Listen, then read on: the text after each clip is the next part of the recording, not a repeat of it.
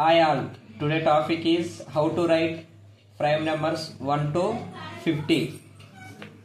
1 is not prime number. Why? Because only one factor. 2 is prime number, 3 is prime number, 5 is prime number. 2 below all are even numbers. That's why cancel the all numbers. 3 below all are multiple of 3 numbers.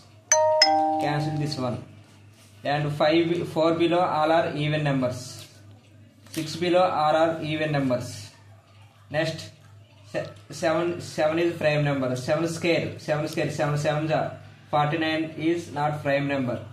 Next 5 square 5 is prime number. 5 square means 25 is not prime number.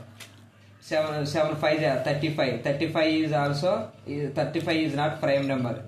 Remaining all are prime numbers.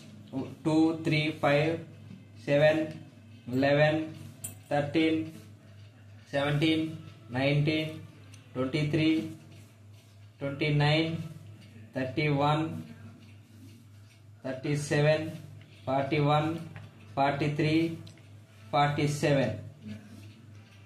These all are remaining all are prime numbers. That's it.